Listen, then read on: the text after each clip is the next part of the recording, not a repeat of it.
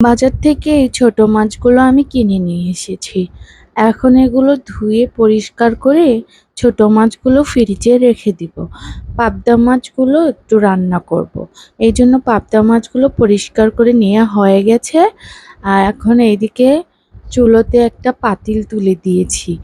দিয়ে এখন এখানে কিছু কাঁচামরিচ আর কিছু পেঁয়াজ দিয়ে নাড়াচাড়া করতেছি।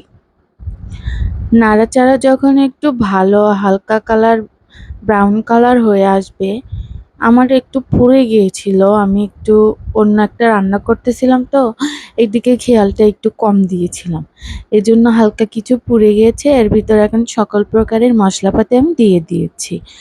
মশলাপাতি দিয়ে এখন ভালো করে নাড়াচাড়া করে নিলাম, নিয়ে এটা কষানোর জন্য তুলে দিয়েছি। ভালো করে কষিয়ে নিব। ভালো করে কষিয়ে না নিলে তরকারিটা ভালো লাগে না খেতে।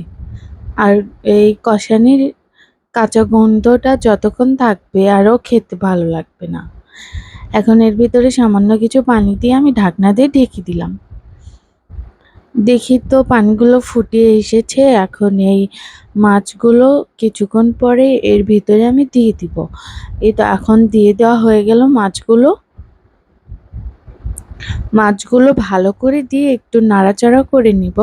এই মাছগুলো এমনিতেই নরম হয়, বেশিক্ষণ যদি জাল করে নেওয়া হয় তাহলে এর ভিতর থেকে খুলে খুলে চলে আসবে, সিদ্ধ হয়ে যাবে বেশি, মানে আর কি ওভার কুক হয়ে যাবে।